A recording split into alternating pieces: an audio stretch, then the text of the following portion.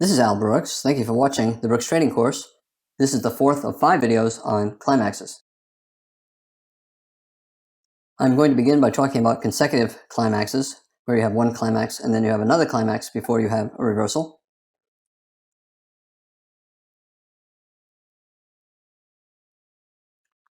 It's important to remember that every trend bar is a breakout and a climax. A climax does not necessarily mean a reversal. A big bull trend bar, a buy climax. Another buy climax, another buy climax. Here it's consecutive bull trend bars. And then finally another climax at the top. Ultimately, the market pulled back, went sideways for a long time, and then there was a little bit of a reversal. This is a series of buy climaxes, and when they occur with very little pullback after each climax, the market often forms a wedge or a parabolic wedge. Also, it often moves for a measured move. I have a top here and a pullback, and then I have another climax and a small reversal down, and then another reversal down. This is a parabolic wedge at this point. Sometimes you get a fourth push, which you have here. Other computers will say, well, this is such a strong breakout, the market is starting to count over again. So this is the first push, not this. You have a first push, a second push, and a third push. In any case, whenever you see a series of 3 or more climaxes in a very tight channel, and then you get a reversal attempt, it is a parabolic wedge. A buy climax ends when the next bar is either a bear bar, as it is here, or a small bar here. Here we have a bigger bull bar compared to this, and then another bigger bull bar. I view these two bars as a breakout, and therefore a climax. This bar has a big tail on top, so I think of it as not part of the climax. This is the buy climax, and that's the bar that ended the climax. A big bull trend bar here, relatively big, and then you have a bull trend bar here. I would say this is the climax, and that bar means that the climax ended with this bar.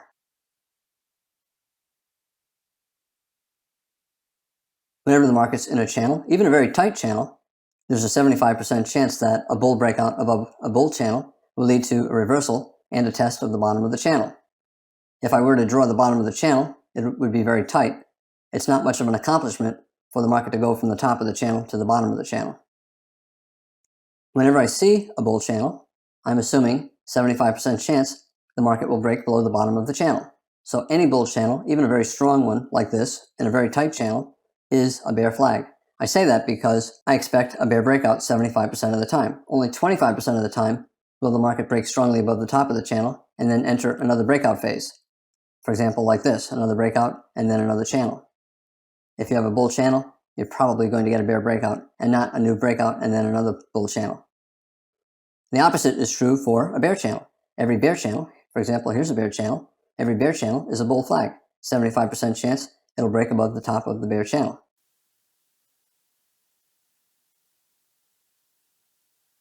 There are always bears selling at the prior high. Bears are scaling into shorts. So they'll sell with a limit order at this high or above the high, and the same with here as well. These are, for the most part, weak bears trying to pick a top. They're afraid of losing too much money, and they believe that if they sell at the high, maybe the market will reverse immediately and they'll have very little risk. Whenever a trader takes a trade that has very little risk, he's going to lose money the majority of the time. Anytime you're trying to create a trade with a very low risk, you're trying to create a trade with a very good risk-reward ratio, that always has to have a low probability. If you take a low-risk trade, you're probably going to lose. And if the risk is too small, the probability of winning is so small, it's not a profitable strategy. You have bears selling here, weak bears, and they're forced to buy. They sell above this bar or above that bar, and they're forced to buy back their shorts. Strong bears, on the other hand, might be selling this high as well, or that high as well. Probably not this high, but maybe this high when the bars are getting smaller, and we've already had 2 or 3 buy climaxes. 1, 2, 3. Strong bears will start selling prior highs, and they'll scale in, but they're never going to buy back their shorts. They can keep scaling in indefinitely, and therefore, because they're never going to be forced into buying back their shorts, they're never going to get squeezed out, and you're not going to get a buy climax due to strong bears buying. When you get a buy climax like this, it's in part due to weak bears buying. Bears selling this high, hoping for a top with very little risk, and they have to cover as the market races up, and the same here. Strong bears are not going to buy back their shorts. Eventually what happens is there are no more bears willing to buy back their shorts. all you're left with are the strong bears. And the strong bulls, they bought down here. They're not buying up here. They look at this as a gift. The market rallied very quickly, very far above their entry price, anywhere down in here, and they're going to start taking profits. So the strong bulls are selling. The only buyers left are the weak bulls, the bulls who did not buy this because the stop was too far. And then they finally bought here because the stop is closer, and there are not enough weak bulls left to lift the market up. The strong bulls are selling, the market goes down. The strong bears are selling, the market goes down. And that's what happens when you get a series of climaxes. 1, 2, 3, 4 consecutive buy climaxes. You have to assume the market will soon start to pull back. And the strong bulls who sold here are not looking to buy back on the next bar. They're concerned that it's so climactic there might be a reversal. They'll wait at least 5 or 10 bars before looking to buy again. And if they're not convinced that the swing down has ended, they're not going to buy. And that's what took place here. 7 or 8 bear bars, the bulls did not buy. They expect a second leg down. Second leg down, but a bear breakout, they expect more down again. So not much buying by the strong bulls either.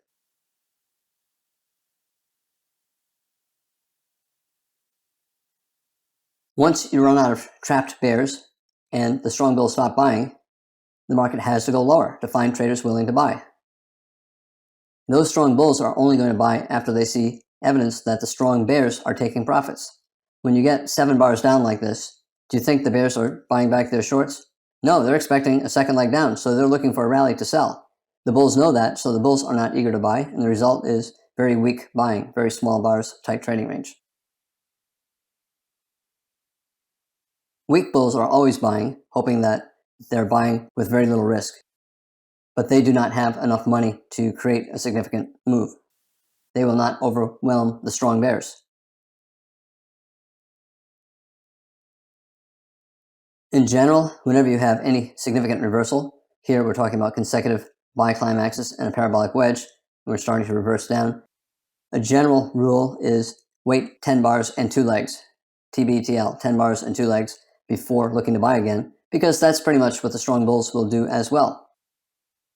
When the first leg down is reasonably strong like this, an 8-bar bear microchannel, the strong bulls are not going to buy. You get some weak bulls buying, you have some strong bears taking partial profits, and you get a bounce. But the bulls who did not exit during the sell-off will exit on the bounce, a 50% pullback, and the bears who did not sell will sell on the bounce as well, and the result is you get at least 1 more leg down. The strong bulls want to wait at least 10 bars and 2 legs because that's typically what follows a series of buy climaxes.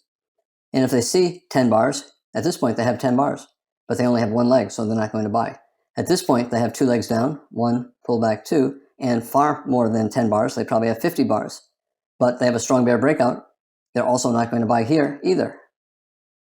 At a minimum, they're going to wait 10 bars and 2 legs in general before they'll think about buying again. After 8 bars down like this, the strong bulls believe that the bears will sell more on any bounce, expecting another leg down. On the other hand, if the strong bulls think that the sell-off is not very good and that there's not enough selling by the strong bears and the market has had a couple legs down, that's not the case here, the bulls will buy, expecting another leg up. We have a bull trend bar and therefore a buy climax. Here we have a bull trend, and we have a bull trend bar, so that's a buy climax. We have a series of bull trend bars here, another buy climax. 2 big bull trend bars, another bull trend bar. We have a series of buy climaxes, and they are in a channel. I can draw a line above, I can draw a line below. A bull channel is a bear flag.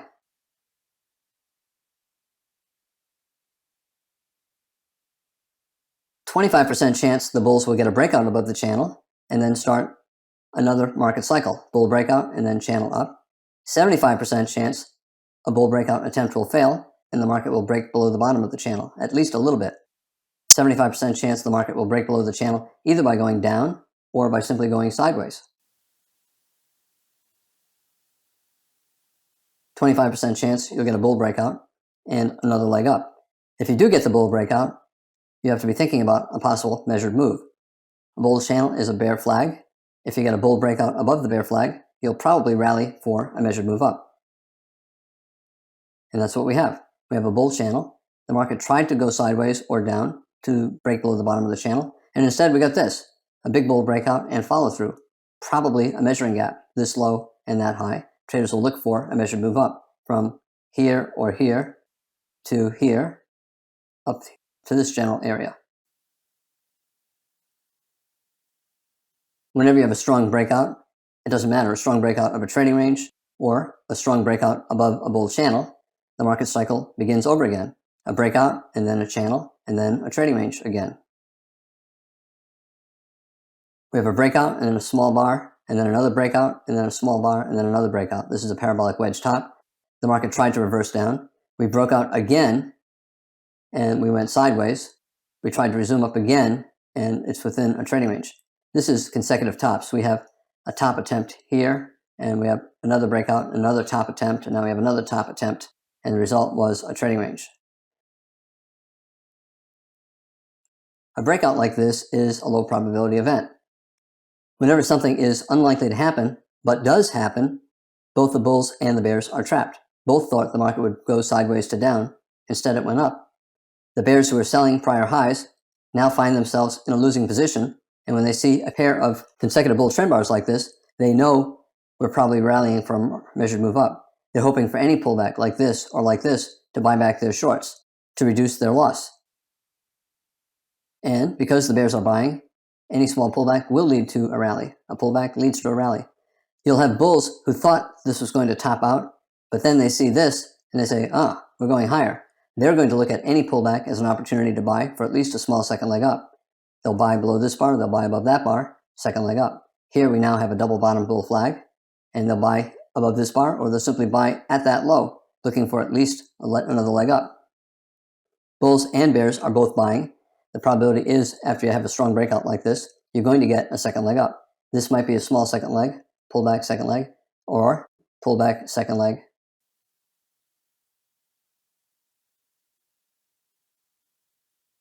Consecutive buy climaxes, here we have 4 of them, 1, 2, 3, 4. It's a type of a wedge top. And now we're getting a bull breakout above a wedge top. Usually, if you get a strong bull breakout above a wedge top, or above any kind of a bear flag, the market will rally for some kind of a measured move up. Here's the top of the bear flag, the top of the wedge, and this is a measured move. And you can see what happened when the market got there. It pulled back, in part because bulls were taking profits, in part because the bears expected bulls to take profits, and the bears started selling as well for a scalp down.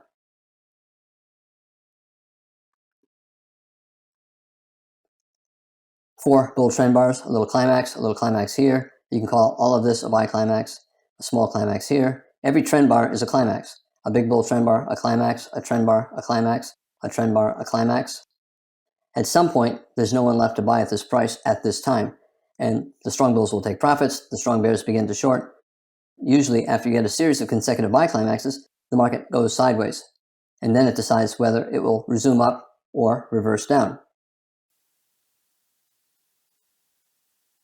Consecutive buy climaxes, you have to assume at some point you'll get 10 bars, 2 legs, sideways to down. That's the minimum objective.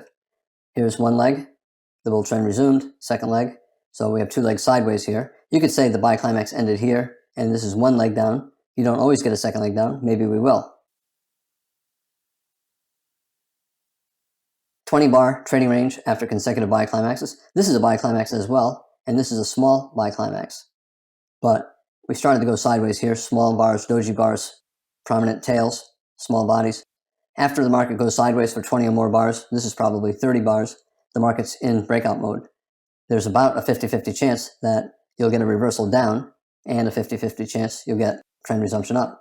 For the bulls, they see a double bottom bull flag, and for the bears, they see a lower high major trend reversal, or a head and shoulders top, left shoulder, head, right shoulder. The bears do not have consecutive big bear trend bars here or here. They're concerned that they are not able to reverse the market. If enough bears believe that they are unable to turn the market down, they'll start buying back their shorts. At this point, it's still neutral. We still don't know if the bears will give up and the bulls will buy and will get trend resumption up. Every trading range has both a buy signal and a sell signal. They're both equally good. In general, there's always a slightly higher probability that the trend will resume, but after you get to 20 or 30 bars, the probability is almost 50-50 for trend resumption up and trend reversal down.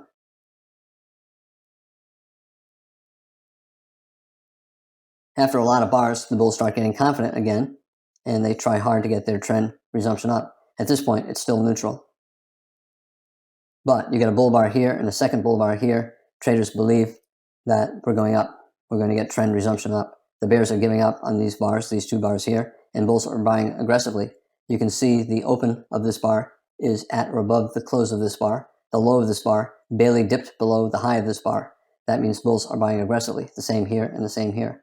The bears are giving up. These two bars signify the bears are giving up, and the bulls are buying aggressively for at least a measured move up based upon the height of the trading range.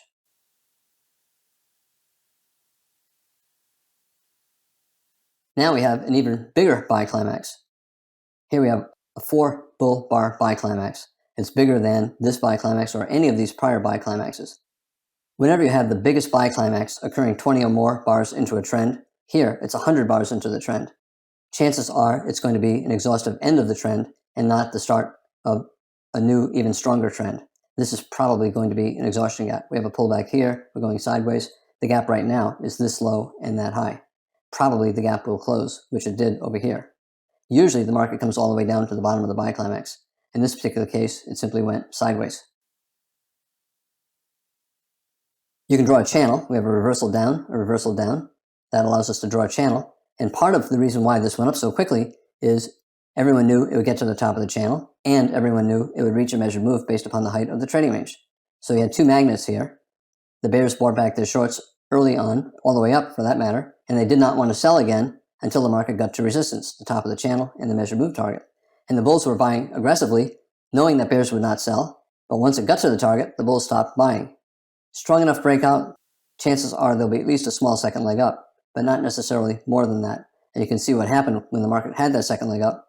The bears sold aggressively above the channel and above the measured move target, and the bulls saw this as a great opportunity to take profits. Bears and bulls sold, and we went sideways to down.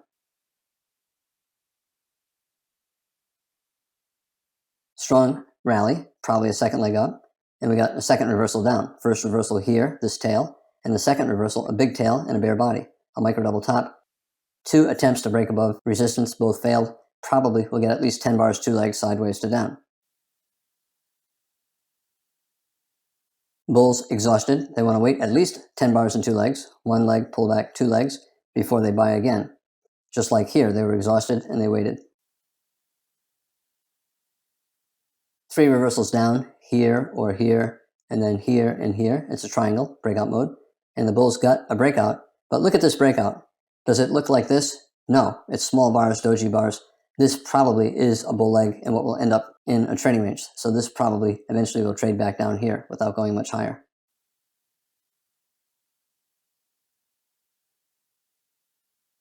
Strongest bull breakout, 20 or more bars into a bull trend. Probably an exhaustion gap. This is about 100 bars into a bull trend. We have consecutive buy climaxes all the way up. We also have a wedge top, 3 pushes up, a bull breakout above a bull channel, twice trying to break out, both times reversing down. This is probably an exhaustion gap. The gap initially is this close and that high, and then this close, and then this close and that high. And then we get a pullback here. The gap now is this low or that low and this high. And eventually the market fell below the breakout point and the gap closed. That means this rally became an exhaustion gap rather than a measuring gap.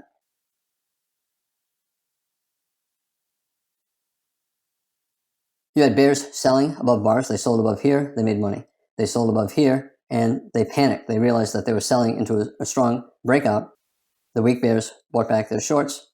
You had weak bulls who had been waiting for confidence that the market was going higher, and they finally buy. They buy at the top.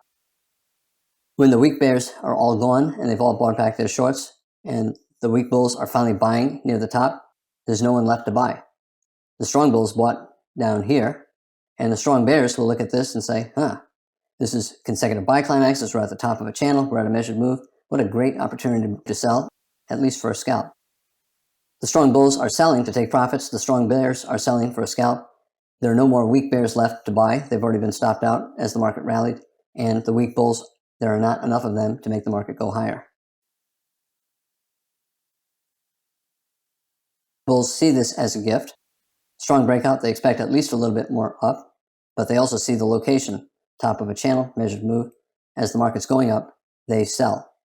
The strong bulls sell above this high. The weak bulls are buying above this high, and the strong bears are selling above that high as well. And the result was a big reversal bar, and it led to 10 bars down and 20 to 30 bars sideways.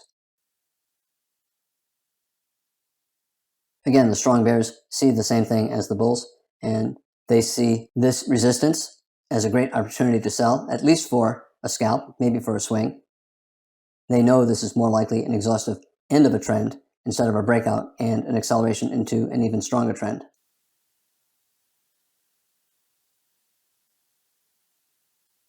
Every trend bar, every series of trend bars is a breakout and a climax. We have two bear bars closing on their lows, good size, sell climax, small sell climax here, sell climax here, a little bit here, here, here. We have a series of sell climaxes without much pullback. Usually you run out of traders willing to sell. The weak bulls keep buying, and they're giving up. And at some point they stop buying. And the weak bears, they see the breakout and they say, now's the time to sell. And they keep selling at the lows. They are not enough to keep the trend going down. The strong bulls see the consecutive sell climaxes, and they know the odds are the market will soon go up or sideways for 10 bars and 2 legs at a minimum. And the strong bears, they sold up here. At some point, they start taking profits at prior lows. And you can see we have a breakout below this low, but it pulled back above the low.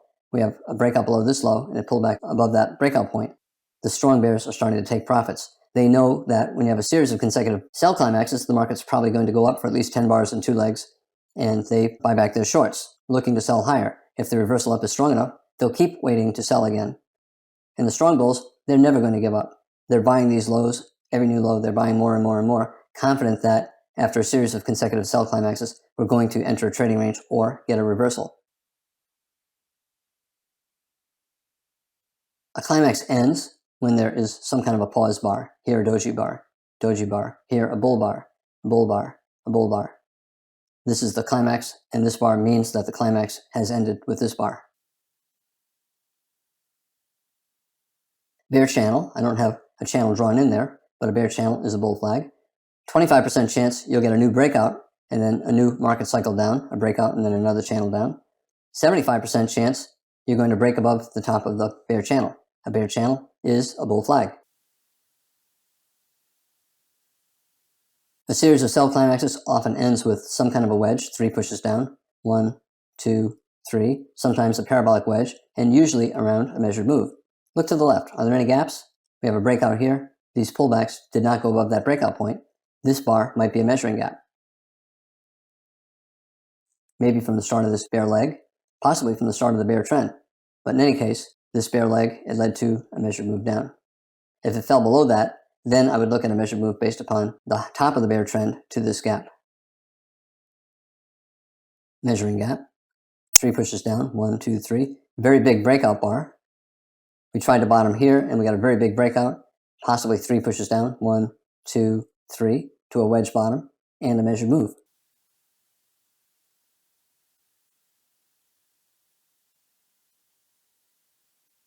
If the strong bears believe that bulls will only buy lower, the bears will keep selling. They expect another leg down. But they also know eventually the strong bulls will buy, and they'll keep buying and never stop buying. The weak bulls keep buying and giving up. They buy, they give up. They buy, and they give up. And they are helping drive the market down. Eventually, there will not be enough bulls selling to drive the market down. There will not be enough weak bears left selling, and the strong bears will stop selling, and they're only willing to sell higher. And the strong bulls will take over the market, and that's what took place here.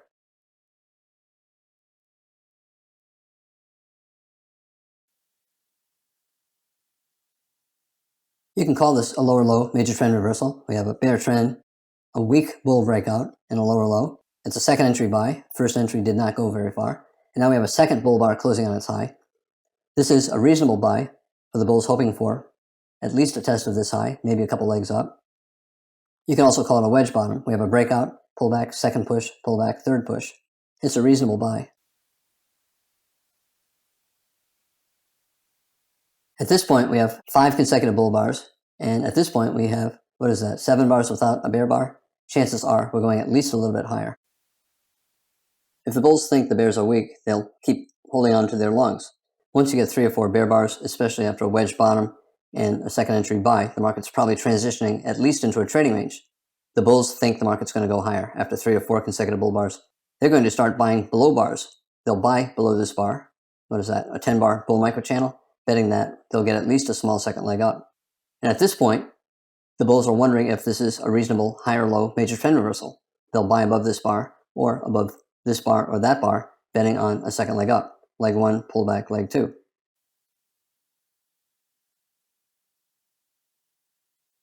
We have 10 bars up without a pullback.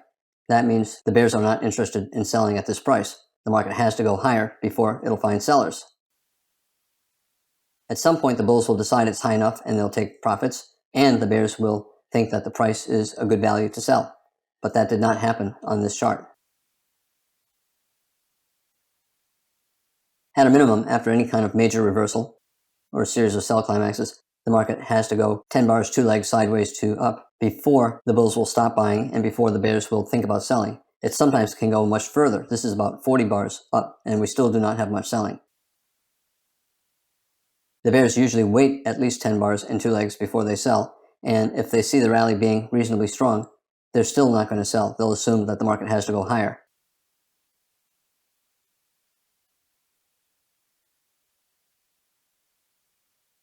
As the market's going up 3, 4, 5 consecutive bull bars, traders conclude there's no one left to sell at this price, and it has to go higher to find sellers.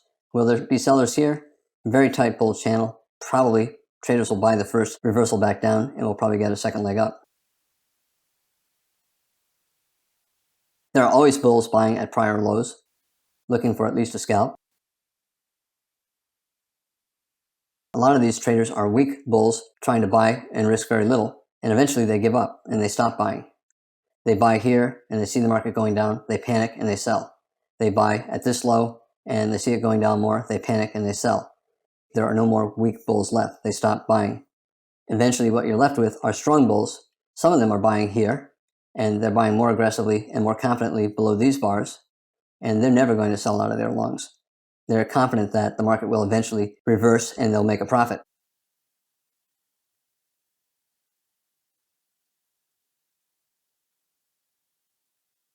I talked about consecutive climaxes. Every trend bar is a breakout and a climax. If you get a series of them, the market usually gets exhausted and has to go sideways and often reverses. I'm Al Brooks. Thank you for watching the Brooks Trading Course. This is the 4th of 5 videos on climaxes.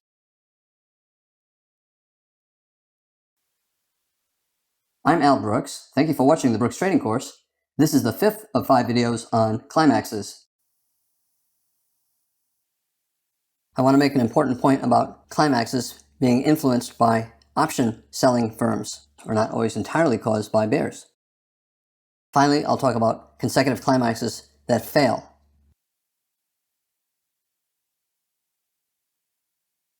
We have a series of sell climaxes. A lot of this selling is caused by institutions believing the market's going to go down. A lot of it is caused by institutions that have long positions and they think the market's going down and they're liquidating their longs. They're selling out of longs. Some institutions specialize in selling options. For example, a lot of funds buy puts to protect their stocks against losses. If the market goes down and they're holding a put, if they're long a put, the put will go up in value, offsetting the losses that they get from their stocks. There are institutions that specialize in selling options. That's all they do, is they sell options.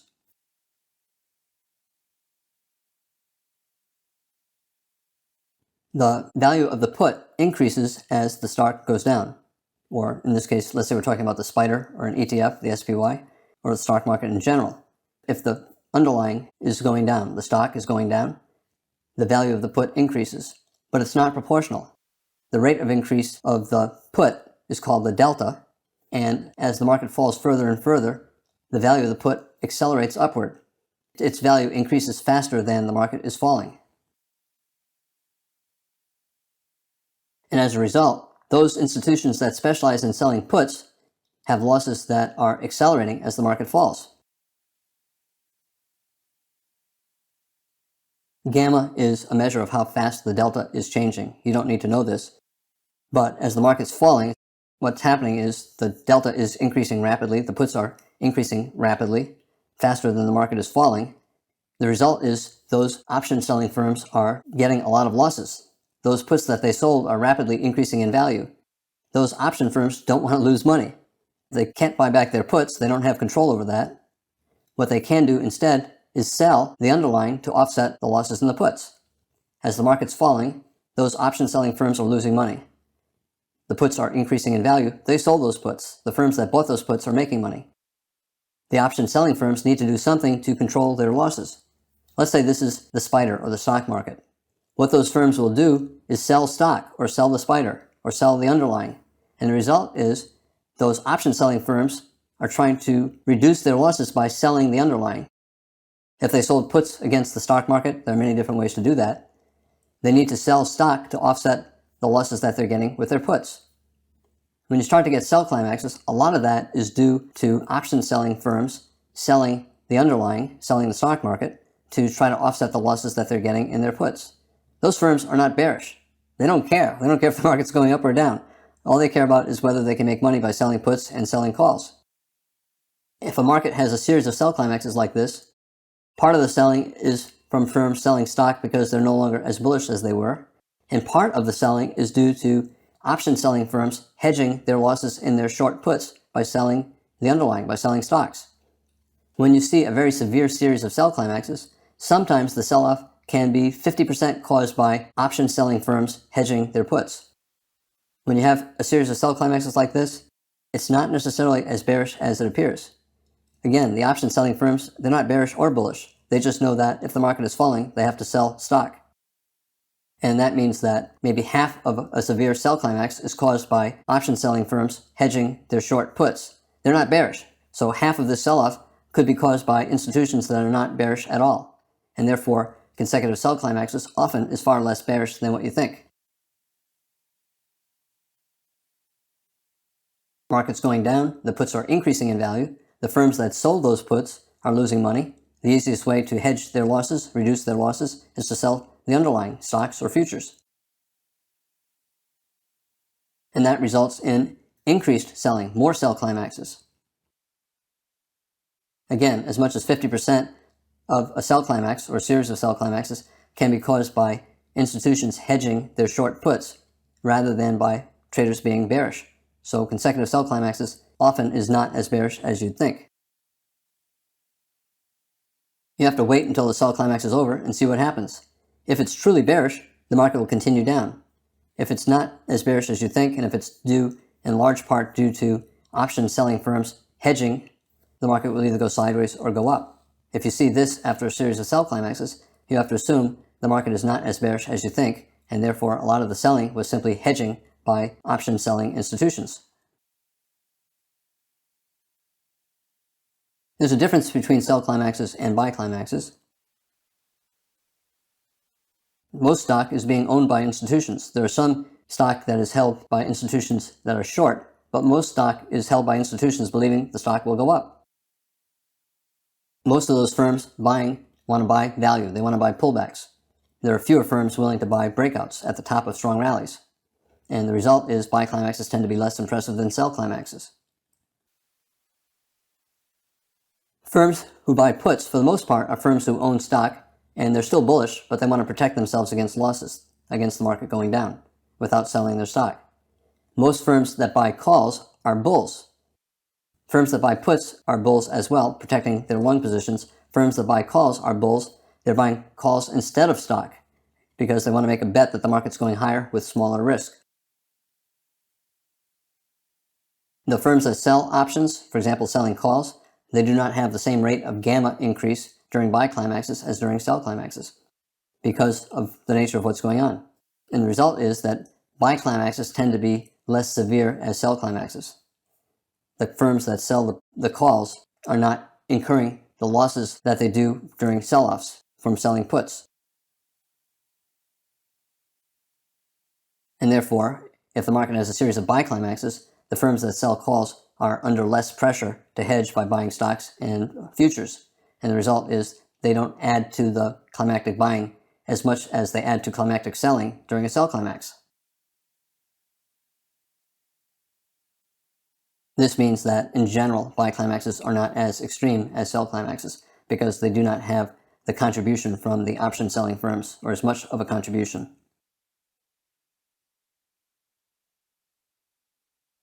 I want to talk a little bit about consecutive climaxes that fail.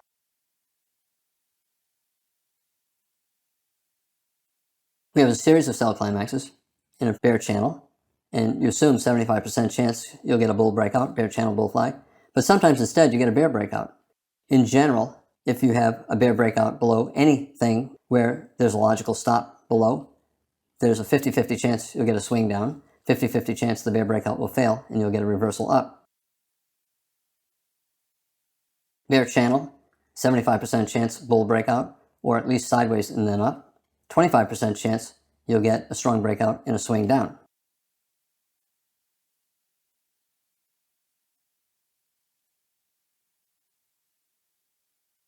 Here we have a strong breakout and decent follow-through below a wedge bottom.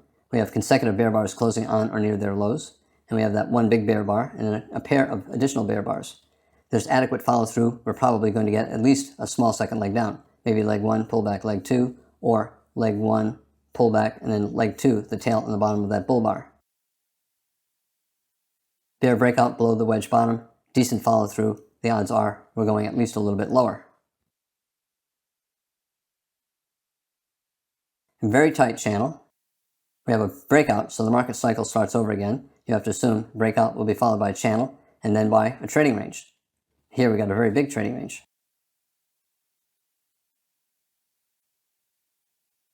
Consecutive sell climaxes, you should always think of them as a type of wedge bottom, because once you have 3 or more climaxes, it is a wedge. We have a sell-off, a rally, and then we're starting to sell off again. This is a double top bear flag. This is the neckline. So the first target the bears will look for, if the breakout is successful, is a measured move down based upon this double top bear flag. Whenever there's a breakout, you always have to be thinking about a possible measured move down. It might be from this high and that low, but if it falls below that, then you got to be thinking about from this high and that low. And traders will look to take profits on their shorts. Bull scalpers will look to start buying around that measured move target.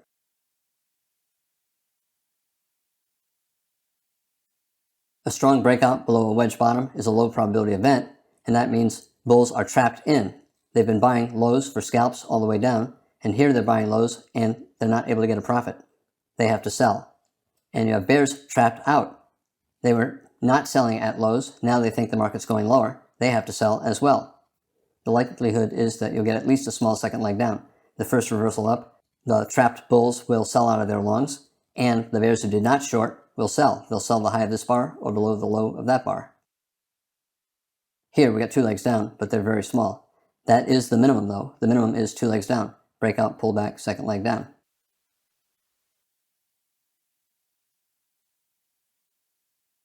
Every trend bar or series of trend bars is a climax. We have a series of sell climaxes here. The bulls are trying to reverse up. They're breaking above a very tight channel. And then we get a very big final sell climax, bigger than all of the others.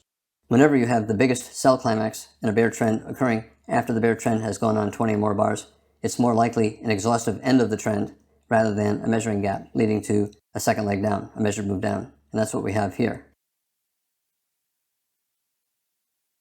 We have a gap. We have a breakout here, a breakout point. The rally did not go above that breakout point. You have to be thinking the market will fall for a measured move down, maybe from this high to the breakout point, maybe from this high to the midpoint of the gap, and we fell to about that level. This breakout probably was simply a sell vacuum test of the measured move target. There probably is other support here as well. The weak bulls finally gave up. The strong bears look at this and say, wow, I didn't expect that. What a gift. I better buy back my shorts. And the strong bulls look at that and say, wow, that's way overdone. And they know the strong bears will buy back their shorts. The strong bulls start to buy. And the result is you can get a bull channel that can last a long, long time.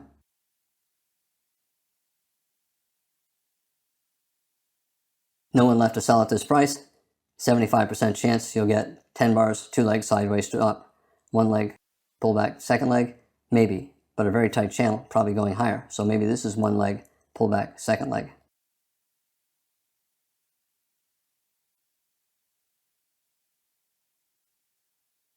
Here we have a bear channel lasting a lot of bars, maybe 40 or 50 bars.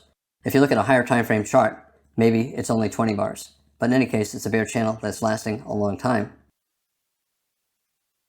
In general, I'm looking for a 10-bar two-legged correction on the highest time frame chart that has the same pattern. Let's say this is a 5-minute chart. You could look at a 10 or 15-minute chart and the pattern might be the same.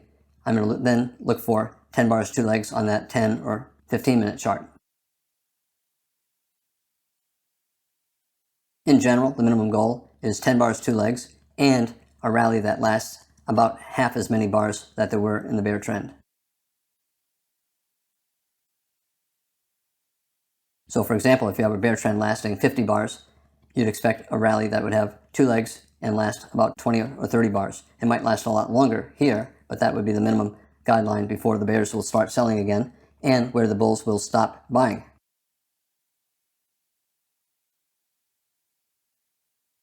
Consecutive sell climaxes, maybe the market will bottom. Sometimes when you have consecutive sell climaxes, you get one final very big sell climax. And traders look at that and they think, oh wow, it's accelerating downward and we're probably going down for another measured move. Maybe this will be a measuring gap. Usually not. If the trend has gone on for 20 or more bars and you've had a series of sell climaxes and now you have the biggest sell climax occurring late in the trend, more likely it's going to be an exhaustion gap, a gap between this close and that low. Once you get the reversal up, then the gap is this high to that low. We're probably going to go back above that low. We'll probably reach the top of the final sell climax and then decide whether to go sideways and resume down or break to the upside and go up for a measured move based upon the height of that sell climax. Sometimes it happens that when you get a series of sell climaxes, you need an even stronger sell climax before the market is exhausted and you get a reversal. Experienced traders will often buy that close, betting that the market's probably not going to fall much further. Higher probability to buy above this bull bar or above that bull bar.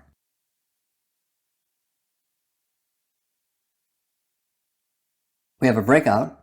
A breakout of what? Well, of this low. We tried to bottom here. You got to be thinking about a possible measured move down based upon the top to the bottom of that leg, this bottom attempt, and we fell for a measured move down. We also have a very tight channel. Small wedge bottom, 3 pushes down, 1, 2, and 3. And we have a bear breakout below it. So there is some support there. We have a reversal up, a buy climax, and then another buy climax. This is the biggest bull trend bar in the bull trend that started over here. This is still part of the bull trend. Whenever you get the biggest bull bar late in a bull trend, 20 or more bars into the bull trend, you have to be thinking that it could be a climactic end of the trend. It could be a measuring gap, this low and that high. Might get a measured move up from here to here, or from here to here. But we're about a 50% pullback of the bear trend, and we're testing prior lower highs. We're testing the top of this sell climax. Therefore, you got to be thinking that it could be a buy vacuum test of resistance and the end of the first leg up. Big bear trend usually evolves into a trading range, and therefore this could be a second leg trap, leg 1 pullback, leg 2 in a trading range.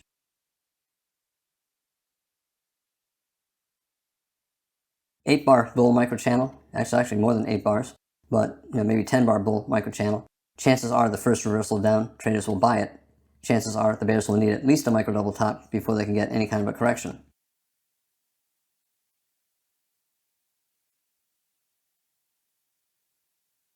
We have a buy climax, we have a buy climax. Sometimes you have to get an even stronger buy climax before there's exhaustion and any kind of a reversal or a pullback. Rather than the bull rally ending here, it had to break above the top of the entire bear trend. The biggest bull trend bar, late in a bull trend, probably an exhaustive end of the trend. You can also call it a parabolic wedge. First leg, pause, second leg, pause, third leg, or first leg, second leg, third leg. Different computers see it differently. In any case, we have a bear channel, probably will evolve into a trading range, and therefore traders will look for a top of the range. The bears thought they might have had it here for a possible double top. Instead, we broke strongly above it, and we broke above the top of the entire bear trend. However, the biggest bull trend bar late in a bull trend, especially at the top of what could be a trading range, is probably an exhaustive end of the trend.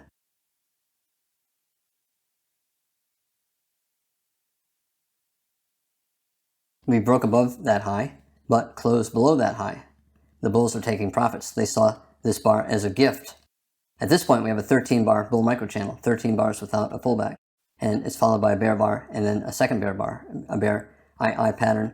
Bulls will sell below here if they didn't already sell out, and bears will sell as well, looking for at least a scalp down.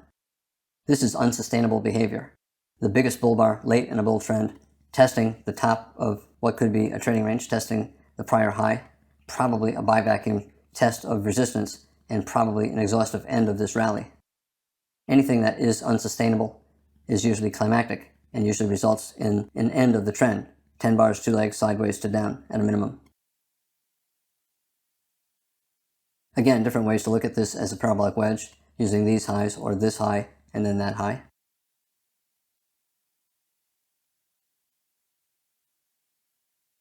Consecutive buy climaxes, a severe buy climax, minimum goal, 10 bars, 2 legs, sideways to down before the bulls will buy again. Here we're sideways for about 30 bars, then the probability of trend resumption up falls to the same as the probability for trend reversal down.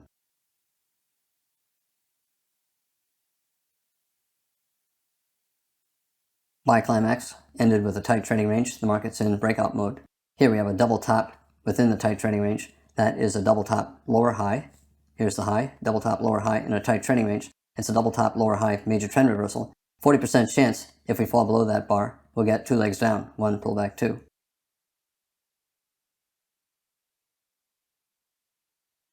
Bulls and bears will sell this close. They see consecutive buy climaxes. They see the biggest bull bar. They see this close below that high.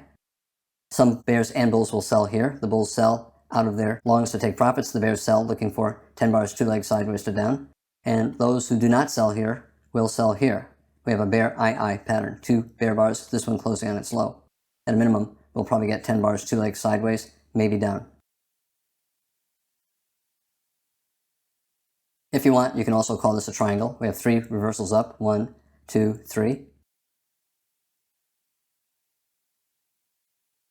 Double top lower high here, double top lower high here.